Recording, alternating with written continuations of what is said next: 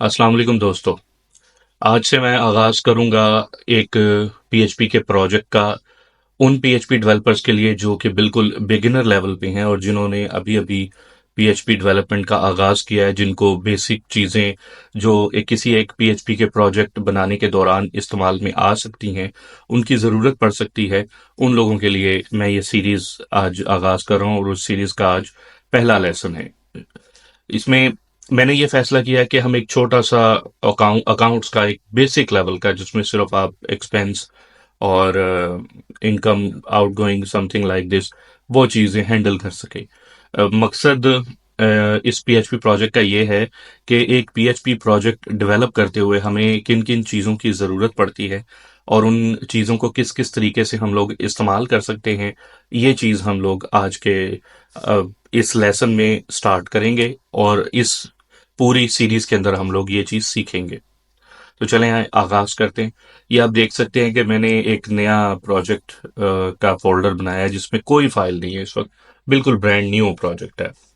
तो इससे मैं आगाज़ करता हूँ, बिल्कुल कंपोज़र उसी तरह से इस्तेमाल करूँगा जैसे कि मैं अब तक अपनी वीडियोज़ में इस्तेमाल करता आया हूँ और मैंने आप लोगों को एक वीडियो में सिखाया भी है कि कंपोज़र को किस तरीके से आप यूज़ कर सकते हैं अपनी पीएचपी की डेवलपमेंट के लिए। अब ये जो मैं पीएचपी एडिटर इस्तेमाल कर रहा हूँ, ये आईडीई एडिटर, इसका नाम है पीएचपी स्टोर्म। बहुत सारे फीचर्स और बहुत सारे फंक्शंस इसके अंदर बिल्ट इन है। तो मुमकिन है कि किसी जगह पे आप लोग कंफ्यूज हों कि ये किस तरीके से काम करता है। मैं आप लोगों की कंफ्यूजन दूर करने के लिए एक काम करता हूँ कि जो मेरा प्रोजेक्ट का फोल्डर है, उसका पाथ कॉपी करके उसको मैं कमांड प्रॉम्प्ट में ओपन कर लेता हूँ। इसको मैं कमांड प्रॉम्प्ट में ओपन कर लेता हूँ और मैं इसके अंदर कंपोज़र, ये बात ज़हन में रखें कि जो आपके प्रोजेक्ट का रूट फ़ोल्डर होता है, वहीं पे आपने कंपोज़र की कमांड का इस्तेमाल करना होता है। तो सबसे पहले 1-2 चीज़ें हैं जो आप पीएचपी के प्रोजेक्ट को स्टार्ट करने से पहले ज़हन में रखें, जो कि हर डेवलपर को ज़रूरत पड़ती है। Number 1, configurations. वो कॉन्फ़िगरेशंस आपको हर प्रोजेक्ट में लाज़मी कहीं न कहीं ज़रूरत पड़ती है। मिसाल के तौर पे जैसे आपने डेटाबेस की इन्फॉर्मेशन को वो रखनी है, उसकी कॉन्फ़िगरेशन करनी है। आप जब अपने प्रोजेक्ट को कंप्लीट करके शेयर करेंगे अपने कस्टमर के साथ, उसको देंगे या फिर एक से ज़्यादा डेवलपर्स जो हैं, वो एक ही प्रोजेक्ट पे काम कर रहे हैं, उस सूरत में भी आपको ये कॉन्फ़िगरेशन की फ़ाइल अलग से बनानी होती है और आप अपना पूरा प्रोजेक्ट शेयर कर देते हैं इन कॉन्फ़िगरेशन फाइल्स के अलावा। इसमें आप अपने कंप्यूटर के अंदर मौजूद जो भी आपका डेटाबेस की इंफॉर्मेशन है वो रखते हैं और जहां आप इसको डिप्लॉय करते हैं या किसी के साथ शेयर करते हैं तो वो अपनी इंफॉर्मेशन रखता है। इस तरह आपका ये प्रोजेक्ट बिल्कुल भी डिस्टर्ब नहीं होता। तो सबसे पहले हम लोग अपने इस प्रोजेक्ट के अंदर कॉन्फ़िगरेशन किस तरह से सेट करते हैं वो सीखेंगे। हमारा पहला इसका सेटअप यही होगा।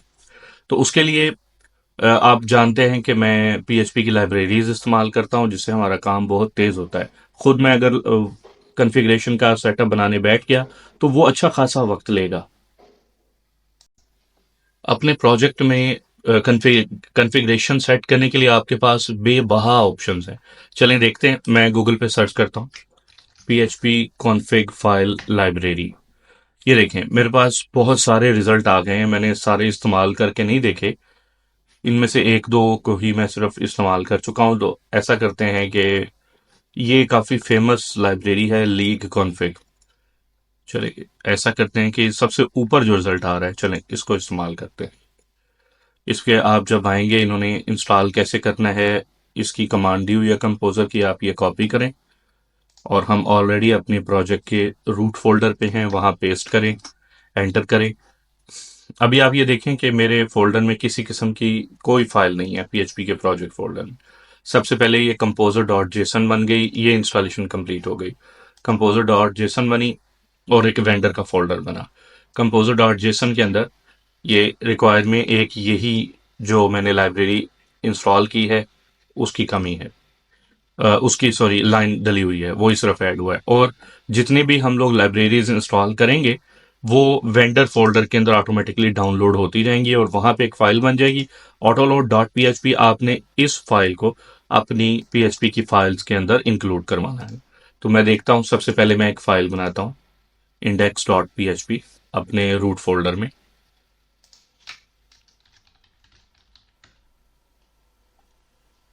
इसके अंदर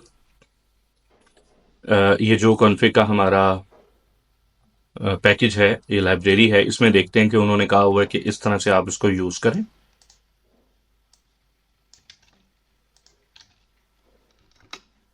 अच्छा, इस तरह। अच्छा, इसके लिए आपको अपनी कॉन्फ़िग फ़ाइल मैं बना लेता हूँ। मैं ऐसा करता हूँ, अपनी आसानी के लिए एक डायरेक्टरी बना लेता हूँ, कॉन्फ़िग। उसके अंदर अपनी कॉन्फ़िग फ़ाइल्स रखूँगा, तो पहली फ़ाइल मैं उसके अंदर रखता हूँ db.php। ये मेरी कॉन्फ़िगरेशन फ़ाइल है, जिसको मैं आइंदा शेयर नहीं करूँगा अगर मैं अपना ये प्रोजेक्ट किसी के साथ शेयर करता हूँ। नीचे इन्होंने एग्जाम्पल भी दी हैं कि आप इसमें कौन-कौन सी फ़ाइलें ये सपोर्ट करते हैं, PHP, INI, JSON, TOML, YAML, XML। बहुत सारी हैं। हमें सिर्फ फिलहाल एक चाहिए, इसकी एग्जांपल देख लेते हैं। ये उन्होंने कहा है कि आप उसमें एक अरे रिटर्न कर सकते हैं, इस तरीके से आप उसके अंदर डाटा रख सकते हैं। अच्छा, इत्तेफाक से इन्होंने भी डेटाबेस की कॉन्फ़िगरेशन दी हुई है। मैं इसको कॉपी करता हूँ और एज इट इज़ अपने फाइल के अंदर पेस्ट कर लेता हूँ। मुझे जो ज़रूरत है,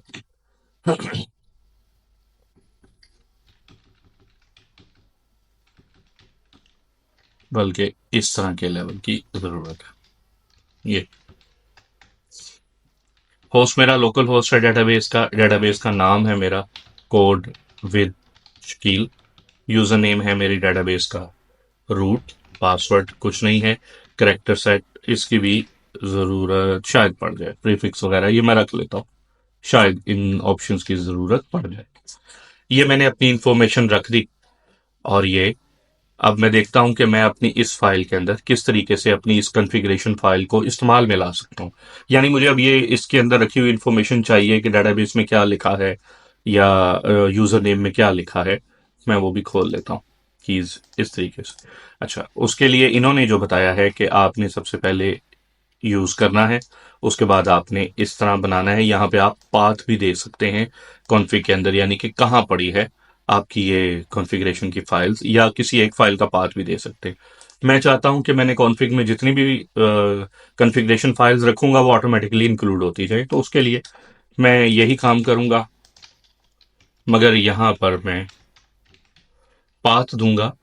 मैं इस वक्त बिल्कुल रूट फ़ोल्डर में हूँ। रूट फ़ोल्डर के अंदर मौजूद जो कॉन्फ़िग है वो, यानी जहाँ पे मैं मौजूद हूँ वहां पे मौजूद कॉन्फ़िग का पाथ। ये कॉन्फ़िग बन गई। मैं ज़रा इस कोड को रन करवा के चेक करता हूँ।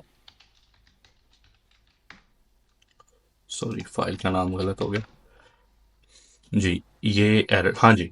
अच्छा, ये एरर इसलिए आया है कि मैंने जो वेंडर के अंदर मौजूद ऑटो लोड है उसको कॉल नहीं किया। सबसे पहले तो मैं उसको कॉल करूंगा। वेंडर के अंदर मौजूद ऑटो लोड। अब ये होगा इस फाइल को इंक्लूड करवाने से कि जितनी भी मेरी वेंडर के अंदर मौजूद लाइब्रेरीज हैं वो इंक्लूड होंगी। अब ये काम करेगा। मैं अब रिफ्रेश करता हूँ। ये देखें, अभी कोई एरर नहीं है। अब मैं चाहता हूं कि मुझे इको करवाए कॉन्फ़िग के अंदर गेट, और की का नाम था डेटाबेस। इसका नाम मुझे इको करवाए कि क्या मैं कॉन्फ़िगरेशन हासिल करने में कामयाब हुआ हूं। ये देखिए जी, जो डेटाबेस का नाम था। जब मैं डेटाबेस की कनेक्टिविटी बनाऊंगा तो उस वक्त मैं इस तरह कॉन्फ़िग से ये फाइल ले लूंगा। अच्छा, सेकंड, ये तो हो गई हमारी कॉन्फ़िगरेशन, जो कि एक छोटा सा सेटअप था, स्टेप था, जो हमने कर लिया। अब नेक्स्ट स्टेप ये है कि हमने अपने कुछ हेल्पर फंक्शंस लिखने हैं। अपने फंक्शंस लिखने हैं। बहुत सारी चीज़ों को आप अपने लिए आसान करने के लिए आप छोटे छोटे फंक्शंस लिखते हैं, फिर उन फंक्शंस का इस्तेमाल करते हैं। मिसाल के तौर पे मैं आपको मिसाल दूंगा कि अब ये मुझे जगह जगह कॉन्फ़िगरेशन की ज़रूरत पड़ेगी, तो क्या मैं ये यूज़ करवाना या ये करवाना या फिर इस तरह लेना, ये मेरे लिए काफ़ी लंबा काम हो जाएगा, और मुमकिन है मुझे ये याद ना रहे, तो मुझे बार बार जाके इनकी ऑफिशियल साइट से इनका सिंटैक्स देखना पड़े या अपने ही कोई कोड दोबारा से व्यू करने पड़े। तो उसका एक आसान हल है, आप अपने पास एक कॉन्फ़िग फाइल बना लें। एक PHP फाइल बना लें और अपने उसके अंदर बना के आप अपने हेल्पर फंक्शंस रख लें। मैं क्या करता हूं कि मैं एक फोल्डर बनाता हूं, डायरेक्टरी बनाता हूं, एप्लीकेशन। इसके अंदर अपनी एक फाइल रख देता हूं। functions.php, जिसके अंदर मेरे अपने फंक्शंस मौजूद होंगे जो मैं इस्तेमाल कर सकूंगा। एक फंक्शन मैं बनाता हूं कॉन्फ़िग। कॉन्फ़िग के अंदर की नेम एक्सेप्ट करूंगा मैं, और ये जो सारे कोड मैंने यहां पे लिखे हैं ये उठा के मैं इस फंक्शन फाइल के अंदर ले जाऊंगा, ये सारा कुछ। और जो की नेम मैंने फंक्शन के साथ कॉल की होगी वो रिटर्न करवा दूंगा कॉन्फ़िग गेट, और ये की नेम। अच्छा, अब यहां पे थोड़ी सी तब्दीली आएगी। वो ये आएगी तब्दीली के अब इस वक्त मेरा ये जो इस कॉन्फ़िग का पाथ है ये मुख्तलिफ हो गया है। मेरी फंक्शन ऐप के फोल्डर में है, जबकि कॉन्फ़िग का पाथ इस ऐप से बाहर निकल गया है। तो यहां पे मुझे थोड़ी सी चेंजेस करनी होंगी। Double dot slash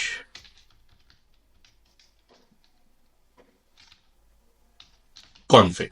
double dot का मतलब है कि जिस फोल्डर में आपकी ये फाइल एग्जिस्ट करती है उससे एक स्टेप बाहर निकले, एक फोल्डर बाहर निकले, और बाहर निकल के जो कॉन्फ़िग का फोल्डर है उसको आप रीड करें।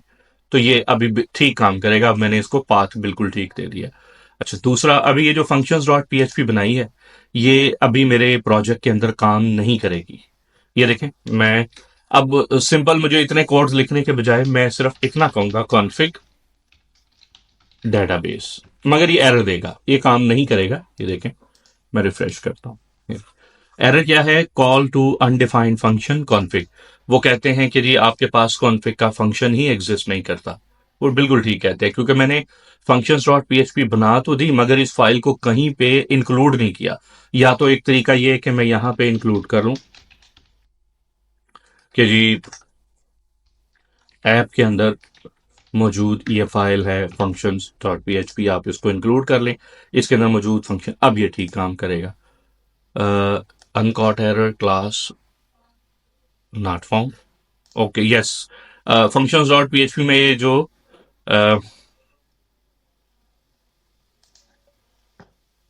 मैं इसको दोबारा यूज करता हूँ कॉन्फ़िग। अभी भी ये काम नहीं कर रहा। एक तो पहले मैं इसको फिक्स करता हूँ कि ये फंक्शंस डॉट पीएचपी को हम इस तरीके से लोड नहीं करेंगे। मैं इसको रिमूव कर रहा हूँ। मैं कंपोजर डॉट जेसन में आता हूँ। यहाँ पे मुझे ये लाइन लिखनी होगी, ऑटो लोड फाइल्स, ऐप के अंदर पड़ी हुई फाइल फंक्शंस डॉट पीएचपी। अब मैंने कंपोजर को ये बता दिया कि जब भी आप ऑटो लोड बनाओगे तो साथ इस फाइल को भी इंक्लूड कर लेना। इस कमांड, अभी भी ये इस्तेमाल में नहीं आएगा, मुझे एक कमांड इस्तेमाल करनी पड़ेगी, कंपोजर डंप ऑटो लोड। यानी ऑटो लोड फाइल को जरा दोबारा बनाओ, जो जो मैंने कमांड्स दी हैं जी, ये अब दोबारा बन गई। अब मैं रिफ्रेश करके देखता हूँ। ये एरर गालिबन किसी और चीज से रिलेटेड है। मैं ये कोड जरा दोबारा लिखता हूँ, शायद ये पाथ नहीं रीड कर पा रहा। कॉन्फ़िग न्यू कॉन्फ़िग, इस पाथ का मुझे शक हो रहा है, क्योंकि ये ऑटोमेटिकली इसको लिख लेना चाहिए।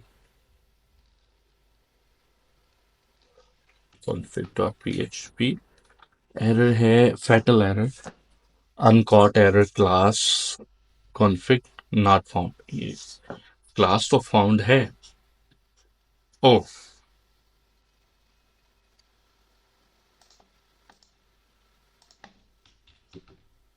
ऑटो लोड भी इंक्लूड हुआ है जी। मुझे शक यही हो रहा है कि जो हम इसके अंदर पाथ दे रहे हैं वो इसको रिकग्नाइज नहीं हो रहा। अच्छा, इसका हल ये करता हूँ कि मैं इस कॉन्फ़िग का जो एग्जैक्ट पाथ है वो कॉपी करता हूँ, एब्सोल्यूट पाथ, वो यहाँ पे लिखता हूँ कि ये कॉन्फ़िग का फोल्डर किस पाथ के अंदर एग्जिस्ट करता है, जिसको हम चेक करते हैं। ये मैंने एग्जैक्ट पाथ उठाया, अब देखते हैं। रिफ्रेश करता हूँ जी, ये देखें, मैंने अब एग्जैक्ट कॉन्फ़िग का पाथ उठाया है, कॉन्फ़िग फोल्डर का, तो ये बिल्कुल ठीक काम करना शुरू हो गया है जी। ये बिल्कुल परफेक्ट पाथ के साथ तो काम कर रहा है, मगर ये प्रैक्टिस ठीक नहीं है, क्योंकि जाहिर है आपके ये कोड्स कहीं और जाएंगे तो वहां पे तो ये सेम पाथ नहीं होगा। खास तौर पे अगर आप इन कोड्स को लिनक्स के सर्वर पे अपलोड करते हैं तो वहां पे पाथ इस तरीके से नहीं होता। या आप अपने किसी दूसरे डेवलपर के साथ शेयर करते हैं तब भी। तो इसका हल ये है कि हमें एक कोड लिखना होगा, जो कि मैंने बाद में लिखना था, मेरा ख्याल है मुझे भी पहले ही लिख लेना चाहिए। हम अपने प्रोजेक्ट के अंदर एक फाइल बनाते हैं अंडरस्कोर अंडरस्कोर, फाइल का नाम कुछ भी हो सकता है, ये मेरी हैबिट है इस तरह का नाम रखनी, आप कुछ भी रख सकते हैं।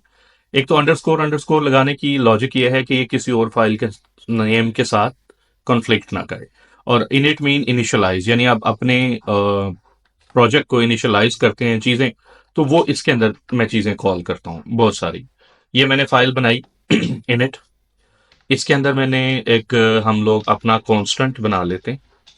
अब चूंकि ये रूट फोल्डर पे होता है, तो मैंने इसी रूट जगह का जो पाथ है वो उठाने के लिए जो बिल्ट इन कॉन्स्टेंट होता है वो इस नाम से होता है, अंडरस्कोर अंडरस्कोर डायरेक्टरी पीएचपी का बिल्ट इन, यानी जहां पे आपके कोड एग्जीक्यूट हो रहे हैं जिस फाइल में, उस जगह का पाथ उठा ले। चूंकि ये फाइल पड़ी हुई है हमारे रूट फोल्डर के ऊपर, तो ये रूट फोल्डर का पाथ उठा लेगा। तो उसके लिए मैं क्या करता हूं कि एक अपना कॉन्स्टेंट बना लेता हूं, जिसको मैं रूट पाथ ये नाम दे लेता हूं इस तरीके से। तो अब चूंकि ये जो बिल्ट इन वाला है, ये मैं जहां जहां एग्जीक्यूट करूंगा, जिस जगह पे भी एग्जीक्यूट करूंगा, वो वहां का पाथ आता रहेगा। ये चूंकि मैंने यहाँ पे एग्जीक्यूट करके अपना कॉन्स्टेंट बना लिया, अब इसके अंदर मेरा रूट पाथ सेव हो जाएगा। इसका फायदा ये होगा, अब ये फंक्शन के अंदर जब मैंने ये कॉन्फ़िग बनानी होगी, ये कॉल करनी होगी, तो मैं इस तरह कहूंगा कि मेरा जो रूट पाथ है उसके अंदर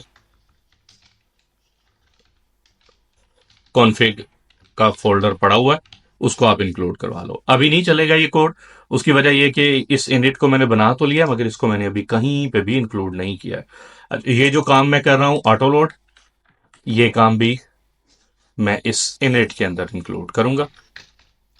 इंक्लूड रूट पाथ में पड़ी हुई वेंडर का फोल्डर, वेंडर के फोल्डर के अंदर ऑटो लोड, ये आ गई। अब ये ऑटो लोड इंक्लूड हो गई है। तो अब होगा क्या कि मेरी कॉन्फ़िग, ये जितनी भी कॉन्फ़िग की लाइब्रेरी है या फंक्शन है, सब कुछ इंक्लूड हो जाएगा। मुझे जस्ट इस एक फाइल को इसके अंदर इंक्लूड करना है। यहाँ पे अंडू करता हूँ, यहाँ पे मैंने इंक्लूड करना है इनिट को, इसको, दैट्स ऑल। अब ये देखें बिल्कुल ठीक काम करेगा, ये देखें अब मेरी कॉन्फ़िगरेशन फाइल बिल्कुल ठीक से काम कर रही है, जिसके अंदर मैंने अपनी ये डेटाबेस की कॉन्फ़िगरेशन रख दी है। आपने ये फंक्शन मैंने एक बना लिया हेल्पर, और इस हेल्पर फंक्शन के में सिर्फ मैं की नेम फॉरवर्ड करूंगा और वो मुझे उसका वैल्यू मिल जाएगी। हाँ, अगर मैं कोई ऐसी की नेम देता हूं जो एग्जिस्ट ही नहीं करती, तो आप इस फंक्शन में थोड़ी सी तब्दीली करें, डिफॉल्ट वैल्यू नल। तो इससे ये होगा कि ऐसी कोई की जो यहाँ पे एग्जिस्ट ही नहीं कर रही है, वो डिफॉल्ट वैल्यू देखिए, नल के बजाय मैं ABC लिख देता हूँ, तो यहाँ रिटर्न में उस डिफॉल्ट वैल्यू को हमें रिटर्न करवाना है। अगर ये एग्जिस्ट नहीं कर रही होती, तो उस सूरत में डिफॉल्ट वैल्यू इसके साथ पास कर देंगे। ठीक। अब मैं चूंकि जाहिर है मैंने ABC नहीं लिखना, नल लिखना है, तो वो एरर के बजाय इस तरह नल आ जाए करेगा अगर कोई ऐसी की आपने पास कर दी है जो एग्जिस्ट नहीं करती है। तो मुझे फिलहाल इतना बस ज़रूरत है इस कॉन्फ़िगरेशन की, ये हो गई। अब मैंने अपना नेक्स्ट स्टेप ये लेना है कि डेटाबेस को कनेक्ट करना है। वो इंशाल्लाह हम अपने लेक्चर नंबर 2 में ये सीखेंगे कि डेटाबेस को कनेक्ट करते हैं, फिर डेटाबेस को कनेक्ट करके हम अपना लॉगिन सिस्टम बनाएंगे, अपना ऑथेंटिकेट करेंगे, फिर उसके बाद हम लोग अकाउंट्स की एंट्रीज डालेंगे। तो इस तरह हमारा एक बेसिक सा जो एक एप्लीकेशन है पीएचपी की, वो तैयार हो जाएगी। तो मुझे उम्मीद है आपको मेरा ये लेसन 1 पसंद आया होगा और समझ भी आया होगा। शुक्रिया, जज़ाकल्लाह।